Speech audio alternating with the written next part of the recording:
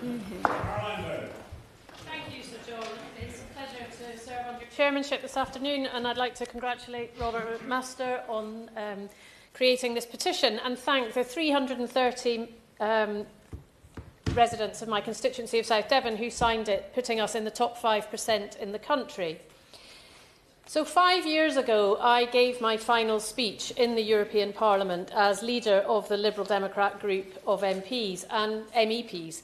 And in that speech, I described Brexit as a backward step and a vanity project that has no basis in reality. And I would like to say that I think the absence of all members of Reform UK, all 4 of them currently, and all of the Conservatives as well. The fact that none of them are in this chamber today to defend, apart from the Shadow Minister, obviously. The one with the tin hat. Yes, very bravely sitting there on his own. The fact that none of them are here in the chamber today to defend Brexit, I think, speaks volumes. Leaving the European Union was a significant moment, leaving a union of nations that was established to promote peace on our continent and which had seen the dismantling of barriers between nations and had enabled trade and cultural ties to flourish. What the European Union has achieved in terms of international cooperation is second to none in the world, and I still believe that we are stronger together and that as a small island nation we played a much bigger part on the international stage as one of the key members of that union. Now, nobody wants to revisit the division and toxicity of the Brexit debate that dominated our national discourse for years, and I do understand the hesitation of the government to even go there.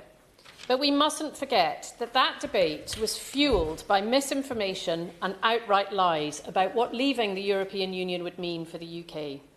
It was ultimately a playground rivalry between 2 of our former Prime Ministers played out on the national stage, with one side never really believing that they would win, and the other not preparing the ground for what would be a seismic shift in the way we do business and trade with our nearest neighbours. I still believe that leaving the EU was one of the worst decisions this country has made, and it is what brought me into politics.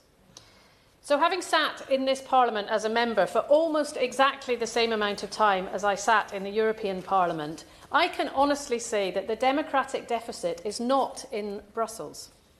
As an opposition MP here, I believe I have less influence over decisions that will affect the people and the economy of my constituency than I did as a member of the European Parliament.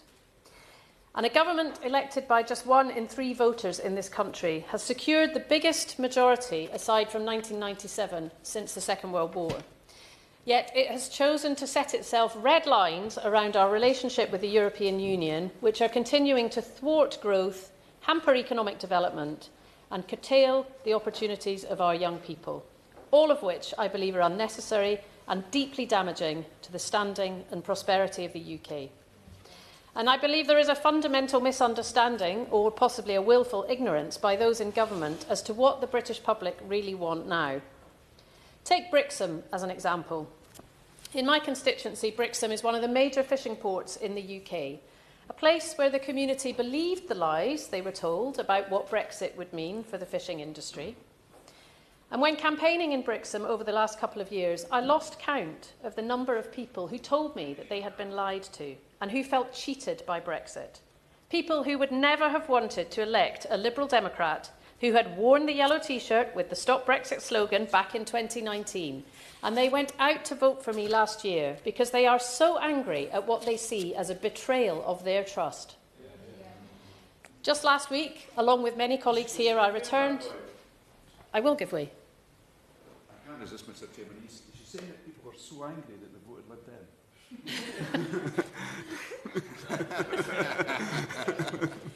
I thank the honourable member for his intervention. People vote Lib Dem for lots of reasons, but maybe they don't think we'll betray them in the same way that the Conservatives did. Yeah.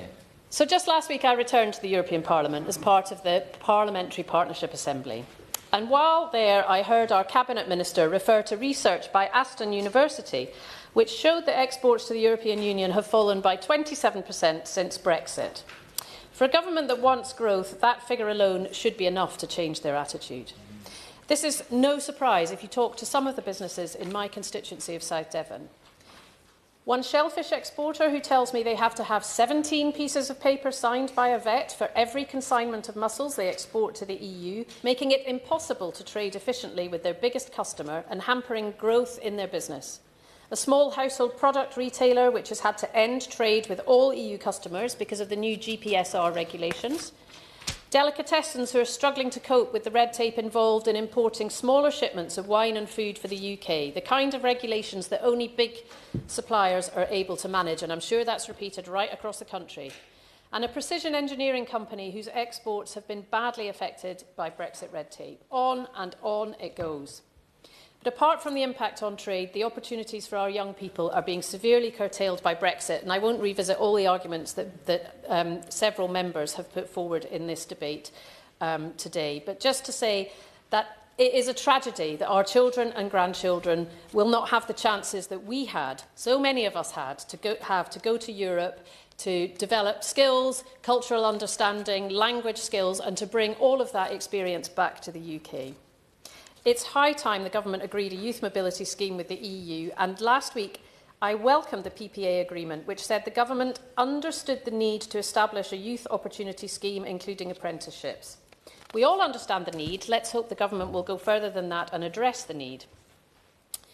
In so many ways, our country has been impoverished by Brexit, economically, culturally and politically. And I'm sure I'm not the only one to be absolutely demoralised by the millions of hours of negotiations that took us out of the European Union, and now potentially the millions more that will go into negotiating piecemeal, bit-by-bit replacements for all the benefits that we lost. Yeah, I will. Thank you very much, being very generous with your time.